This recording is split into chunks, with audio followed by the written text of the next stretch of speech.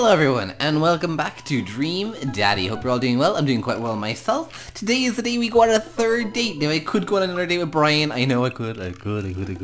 But I'm deciding to not, and I hope you guys don't angrily shout at me. Craig was the winner of the poll on my Twitter. If you guys did not know, I had a poll on my Twitter. I said in yesterday's video that we could go and have a look and vote on which dad you wanted me to go on the very first third date with. So all of you voted for Craig. A lot of you did vote for little sweetheart Hugo, so he will be the next person. Then there was Joseph, and then there was Robert. Unfortunately, no one actually voted for Damien or Brian or Matt. Like, no one tweeted me and said, please do a third date with any of them. No one. So I think we will be going on a third date with Damien after we do all of them in that order. So let's go ahead and do the third date with Craig. Oh, I'm excited. You know what they say about third dates? They get pretty serious. Are you sure this is your dream daddy? I'm sure. This is exciting. It took some time for our schedules to line up, but I was able to finally find a weekend where Craig and I could go camping. He always stays so busy with work and the kids, but it's good to know that we'll be able to spend some time relaxing together in nature. Since our first run, I've managed to go on regular runs with Craig. I'm mostly doing them because it seems like the only time we get to hang out, but the added benefit is that I've seen a lot of improvement in my health. I was able to sift through the attic and find my old camping gear from college. Craig put me in charge of bringing the sleeping bags and the tent while he takes some food, so I double checked to make sure everything is ready to go. Craig should be here any minute now.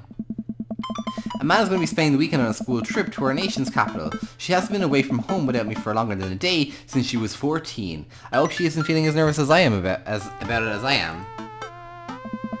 Hey Amanda Panda. Amanda's in the middle of sitting on top of her luggage in order to get it to finally zip. Hey Pops. Ready for your trip? Once I get this bad boy all zipped up, I'm good to go. How much did you pack? That seems like a lot for 2 days. Oh, it's all my camera equipment, lenses, tripod, flash, all that. Are you gonna have time to take pictures?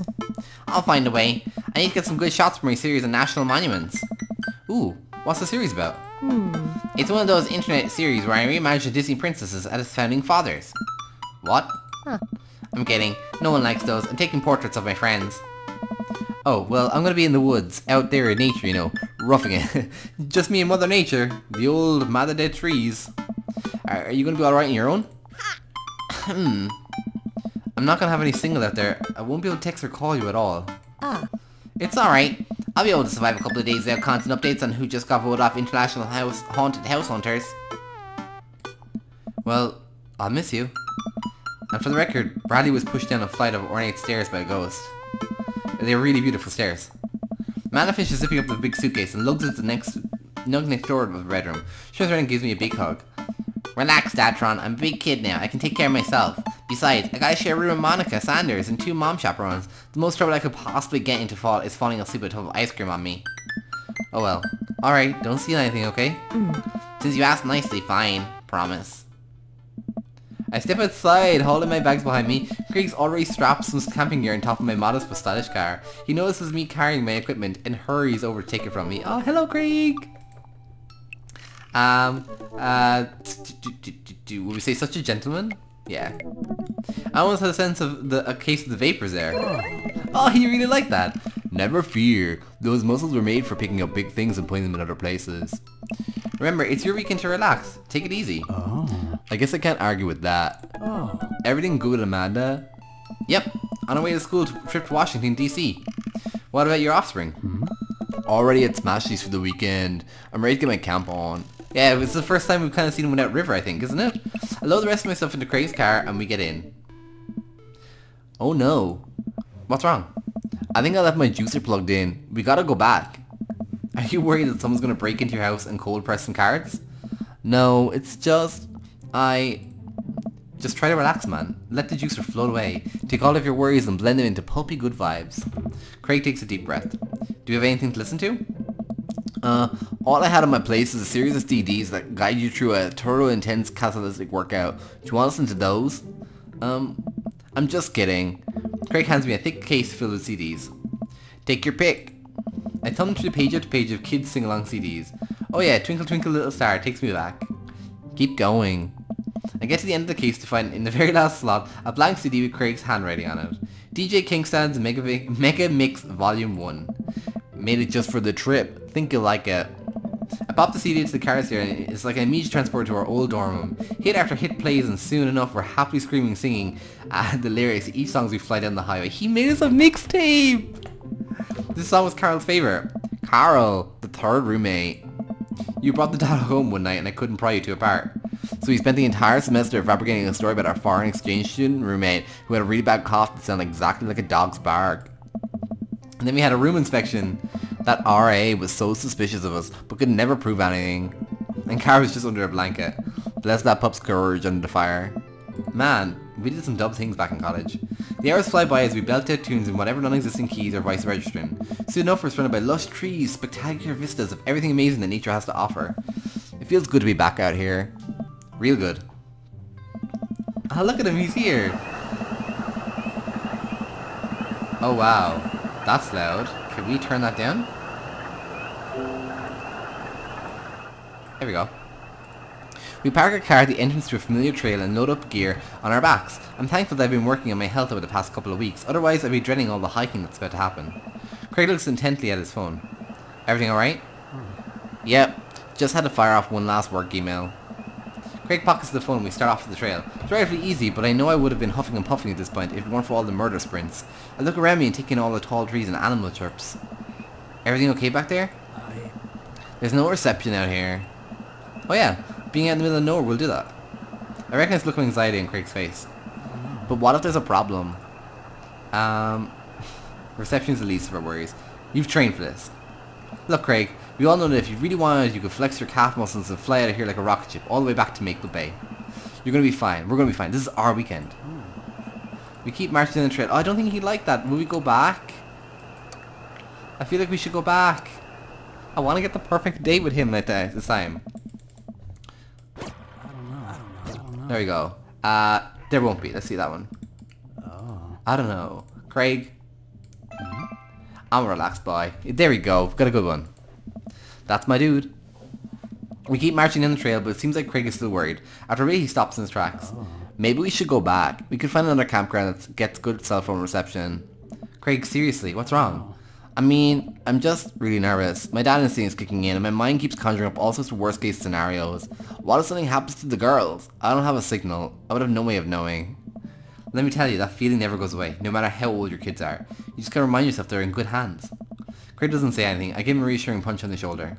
Try to remember why we came out here. The plan was to get away from it all and just focus on ourselves for this little trip. No distractions, no cell phone service. Just us two dads relaxing out in the middle of the woods.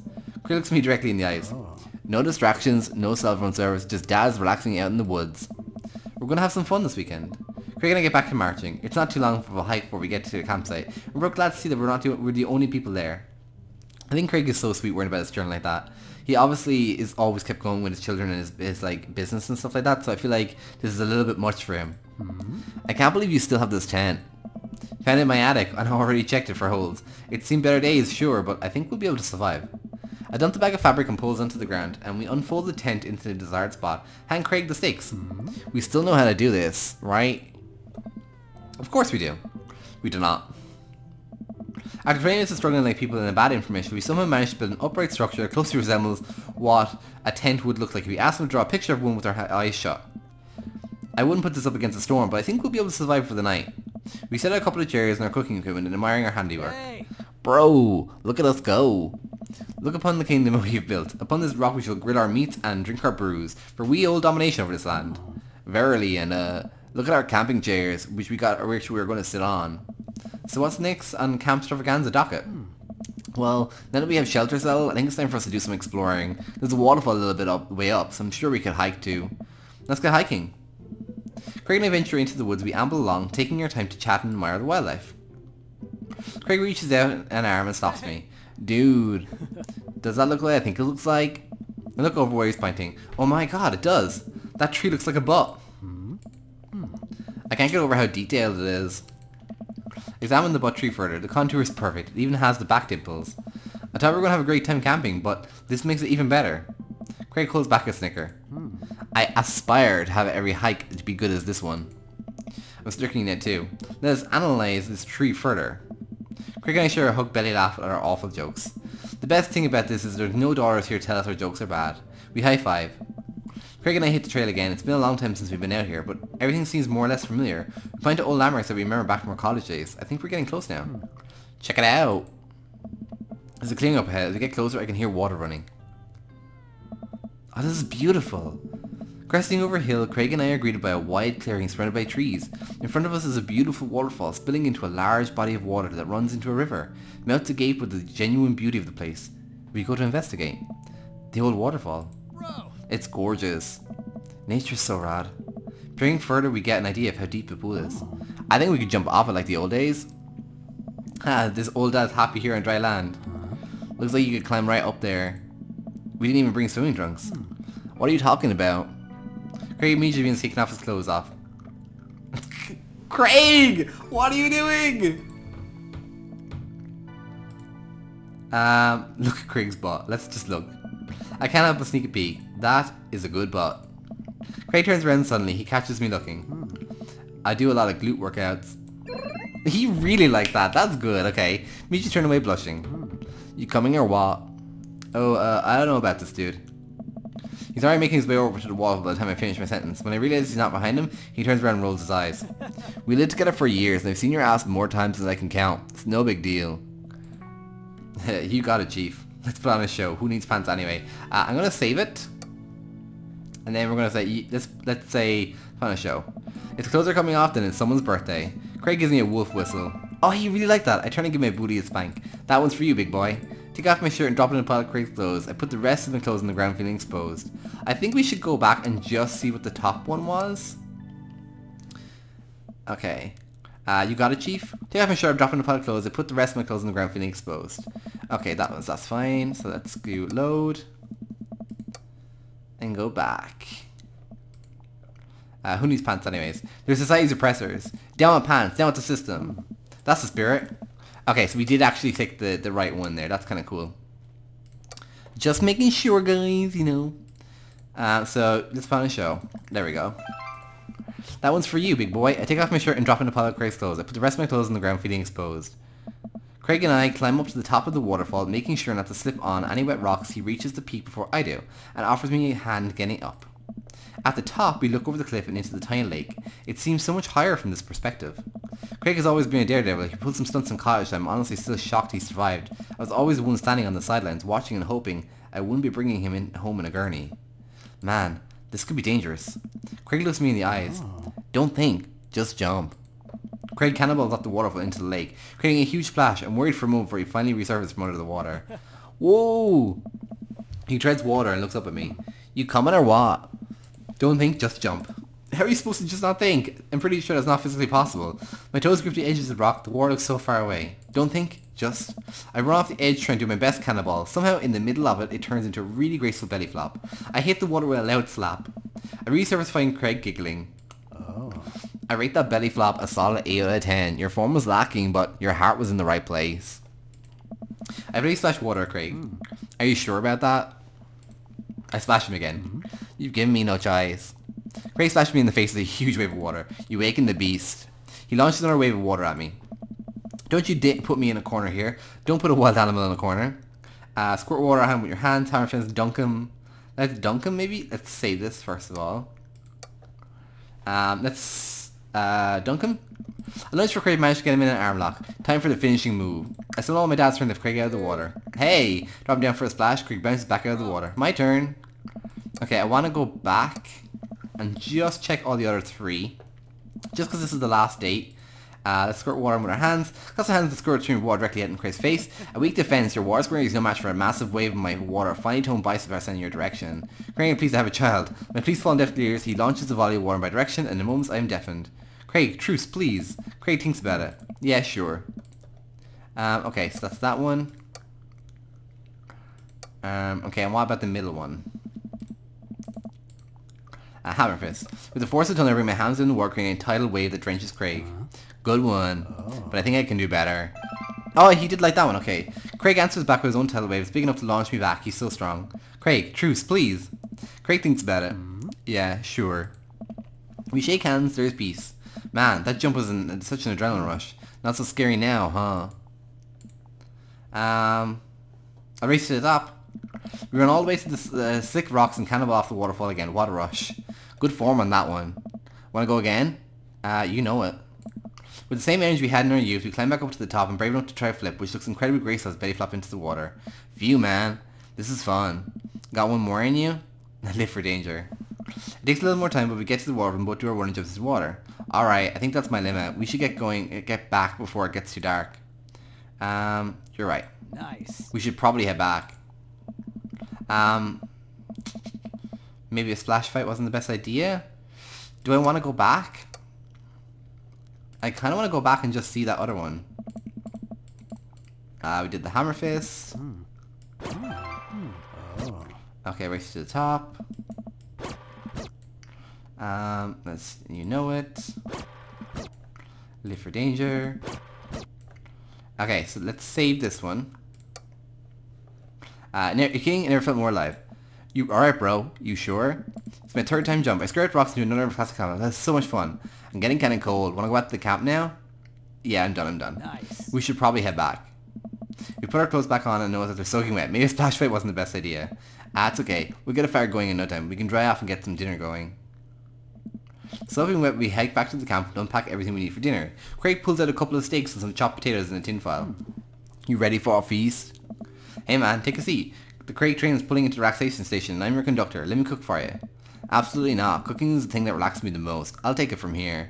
Craig cooks now? I remember how his entire sophomore year diet consisted of microwave mac and cheese, but not microwave and have trouble believing the thing he just said. At least let me start the fire. Sure. Let me grab my matches. Craig reached into his backpack. He always ran his back, pulling things out and checking every pocket. Uh-oh. I know I packed it. Craig checks another bag and still can't find it. My stomach grumbles now. I'm more acutely aware of how cold and wet I am. We need to get a fire started. Okay, well, that's not the end of the world. Gosh, I'm so stupid. I should have sworn I packed it. I'm sorry, dude. Don't be. We can figure this out. We start our fire. We're smart guys, I mean. You know how hard could it be? There's plenty of survival programs on TV. If a naked reality star can do it, so can we. We'll get some wood. There's just 2 trees around us. There's no shortage of that. Add some tinder. We can make it work. And then I need some ancient aliens that are supposed to come by and give us advanced technology or renovate our house, depending on the show. Craig and I gather a variety of wood, bark and moss until we all have the materials that we could conceptually make a passable looking campfire. Just add fire, right? That's the fun part. The sun is now just setting and a cool breeze rustles the leaves of the trees around us. We have to work quick.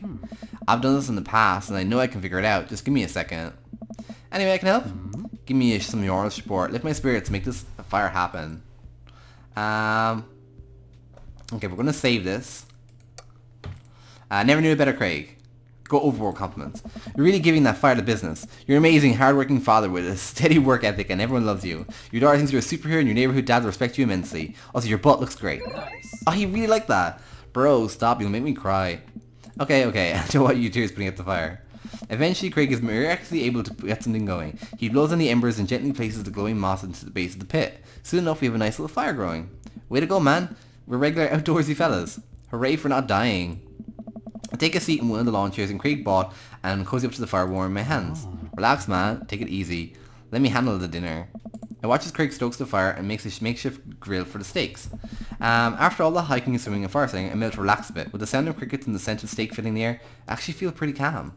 Craig actually sears 2 steaks in a pan he's been heating up on the fire, crackling thyme and crushed ginger while basting them with boat and butter. Wow, I didn't know he was actually good at cooking. The first I ever saw him get into college was when he started sprinkling seasoning packet onto dry ramen and eating it straight up. When did this happen? You used to eat cereal every morning with beer instead of milk. Oh. I grew up, I guess. I think these are just about ready. Craig puts the steaks into a dinner plate and sets them aside and I start to reach for one, but Craig smacks my hand away. Oh. Dude, let them rest. It'll be more flavorful that way. Patiently return to my seat, eyeing the steaks longingly from a distance. They smell incredible. Craig prepares a side salad for us in the meantime, sprinkling feta cheese onto his freshly chopped greens. He plates it onto a generous pile of roasted potatoes covered in olive oil and rosemary. Once it's all ready, we sit down by the fire and dig in. Everything tastes okay? I'm in heaven. That's what I like to hear. Remember how for an entire semester we'd eat burritos for breakfast, lunch and dinner? It's so hard not to go back to that. Look at you now, man. You have kids, a great job, and now you cook like a vengeful wizard whose arch nemesis is microwavable food. I'm impressed at how much you've got in your life together. Craig laughs. There's no humour in it. Oh. I'm glad you think that. I glance at Craig while he picks up his salad. He really outgrew his baby face, but there's something about his expression that makes him seem so much older than he is, a sense of maturity he didn't have in college. He looks exhausted. You okay? Oh. Yeah. Come on, dude. I've known you for long enough to see when you're down. Oh. I'm tired, bro. I think being out here is making me realize just how drained I feel. You work really hard, Greg. It can't be easy. Oh, man. I have to, for my girls. I volunteer at their school. I cook healthy meals for them. I do everything I can to make sure they're safe and happy. When they're with their mom, I'm always working overtime so I can support them. And then you work out a lot so you can crush anyone who stands in their way. I don't know. That, and I don't want to fall onto my old habits. I need to set a good example for my girls. Everything I do is for them, and I wouldn't have it any other way.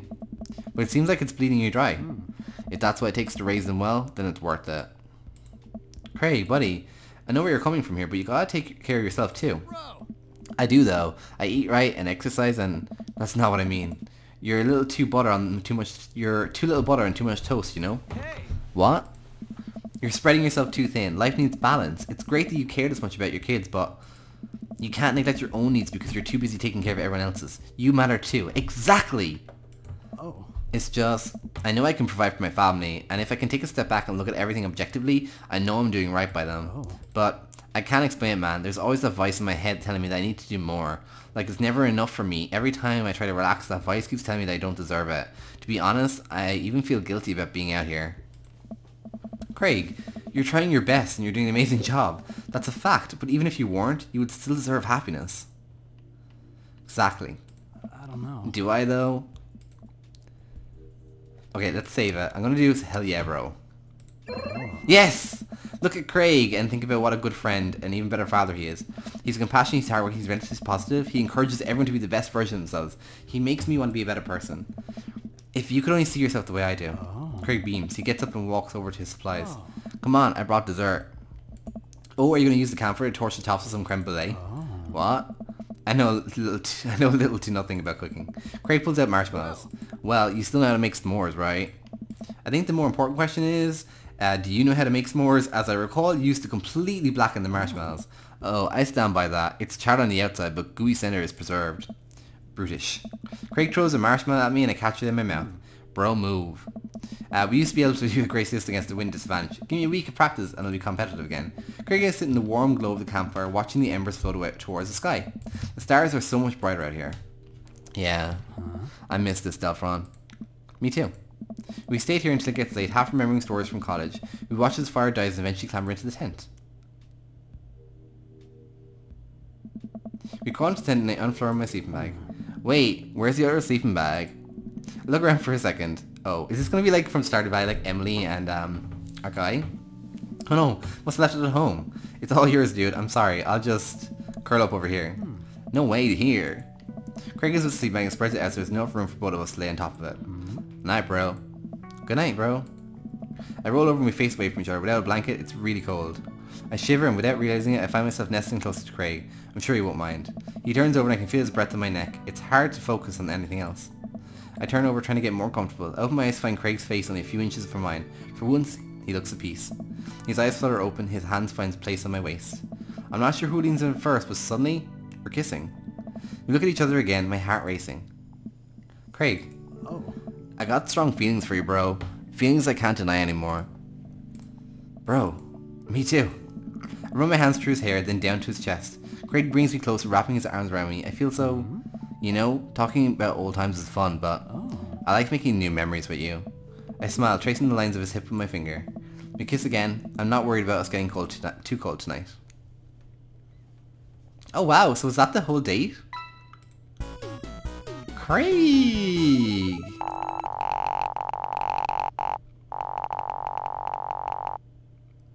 We got an S with Craig there? For sure. Yes. So I wonder what happens now. Does it bring us straight into another part of the story, or do we go back to Dad Book? Because we're locked in now with Craig. So I think I might just do the whole game to finish, and then go back, reload our save, and then redo all the other ones. So we'll have to see. Oh yeah, here we go. Yeah, so I'm going to do this part next time, tomorrow, and then I will go back once the game is finished and do all the other people's dates. Alright guys, bye!